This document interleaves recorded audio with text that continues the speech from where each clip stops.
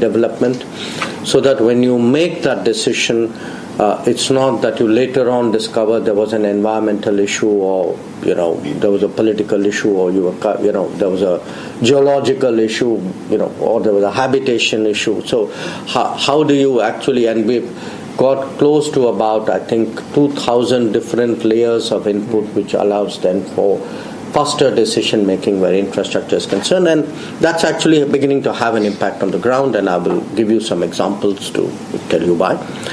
The fifth one relates to the digital public infrastructure, and really applying the digital identity and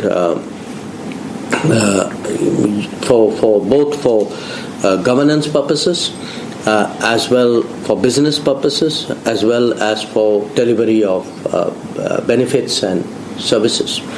And here again, it's actually helped us in many ways to scale up, governance and delivery in a way in which it could have been inconceivable, and that's had a very positive impact on growth. And finally, the human resources side, where put very simply, I would say the educational institutions of India have actually literally doubled in capacity in the last 10 years. I mean, if you were to look at the number of universities, the number of colleges, the number of technical institutions, the number of schools, they are roughly 2 to 2.5x from where they stood in 2014, which in absolute numbers, if I were to take colleges, for example, means creating 2 new colleges a day. Now, the result of all of this, if I were to give it to you numbers, today infrastructure, for example, for a country where this has long been our problem, we are building about 27, 28 kilometers of highway a day. On railways, which is so critical for our movement, and many of you come from industries which recognize its importance. For us, railways has actually in the past impacted logistics, impacted energy. We had an energy crisis because we had actually a railway wagon crisis at one point of time. Today, that same sector, we are building 12 to 14 kilometers of railway track a day. Similarly, if you look at aviation, where in contrast to many other parts of the world, our aviation, I'm happy to say, is doing very well. In fact, the current challenge we have is that there are about 1,000 new aircraft on order, and they're not coming in as fast as we would like. But in terms of the infrastructure, again, on average in the last decade, we've built 7.5 new airports a year. So there are 75 new airports which have been added on in the last 10 years. Similarly, I spoke about the digitization of the country. Of the most common example of it are the transactions, the micro transactions you see. Even street vendors today, do their payments. They prefer QR code to returning the change for your larger note. And just the volume of the transactions is interesting because it shows a society ready to embrace digitization. So even if the transactions are small, I mean, we still do on average about 11 to 12 billion transactions a month, which is, easily about 2-3 times what the next one I think after us is Brazil, if I'm not mistaken. But the US does about 4.5, I think, a year. But I cite that not so much for the volumes. I admit, that our volumes are small, but it shows the society's readiness to embrace digital medium. And if today we can confidently say that we are a 8% growth rate economy with a few decades of that kind of growth rate ahead of us. Now, other than throwing those numbers at you, there's a reason why I'm saying that. Because that kind of growth rate will require a different kind of resources. That it's not a growth rate which can be fueled by the current quality of relationships and the current volume of our trading with the world. So in our growth, and this growth is really a very, very broad-based growth. I mean, you can see it in the FMCG demand, in the tech durable demand, in the expectation of, you're looking at the steel sector, for steel demand growing by 9 to 10% a year.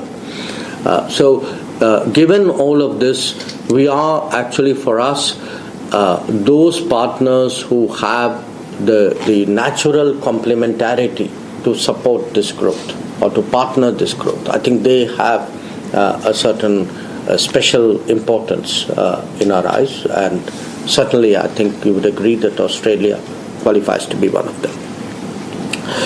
Now, in terms of foreign policy itself, as I said, we think of it increasingly as purposed for accelerating this growth and development that I'm speaking about. In foreign policy, our objective is today to promote greater investments, to seek technology, joint ventures, best practices. And in fact, as I said, the CEO Forum report was something that we looked at. I spoke to Minister Goyal yesterday when I was on my way to Sydney, and certainly, our intention is to look at this and use it as a base for further conversation and discussions.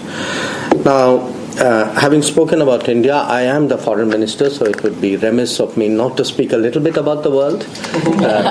And as you say, I do believe something happened yesterday. Just a small thing. Yes. I think there are probably, to my mind, 4 or 5 important consequences for the relationship and for the business aspect of the relationship. One, there was already a reordering of supply chains which was taking place. It is very likely that in view of the election results yesterday in the US, that this would accelerate. I'd be very candid with you. I mean, some of it would certainly be somewhat disruptive, but we in India perceive it as an opportunity, because having kind of missed the manufacturing bus in the 1990s, early 2000s, we do think that this reordering of supply chain gives us a sort of second bite of the apple, and maybe this time around, starting with Apple, we are doing better than we were doing earlier. The second, there will be, in a way, more geopolitical hedging.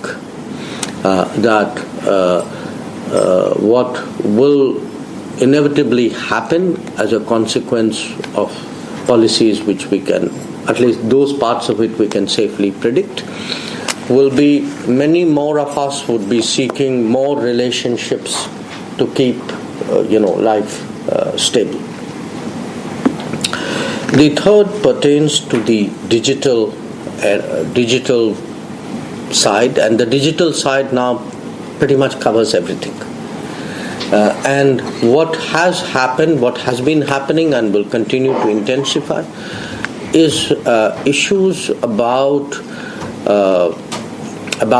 in a way of trust and what accompanies the digital aspect of a product or a service or a technology, I think will come under greater scrutiny.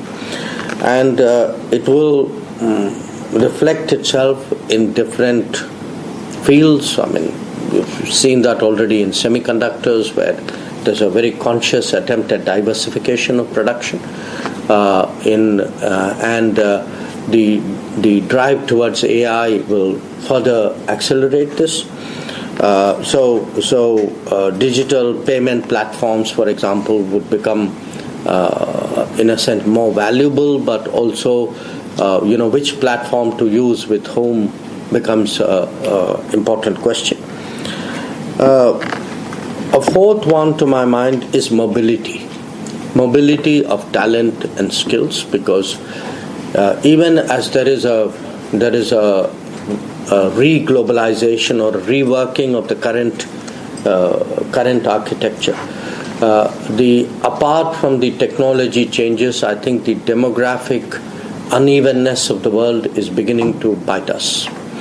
That there would be economies where the demand would be high, the talents may not be plentiful, it could be different in other places. And what will happen, in a sense, is already happening. And I can, give you some very interesting numbers here. Is we will be moving, my guess is perhaps in the next few years, to a much more integrated global workplace.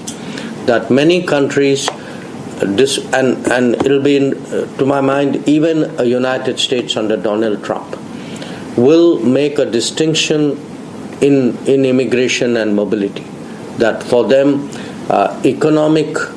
economically justified mobility will have to be fostered, while those where the economic value is less or negative will have to be managed. So this is going to be, in fact, I tell my colleagues in foreign policy, I actually think for us, at least in India, it's going to be one of the top 3 priorities. That how do you create and manage and optimize a global workplace? Now the global workplace doesn't mean that the talent alone has to move. Businesses can move as well. We've already seen in the last few years, right now by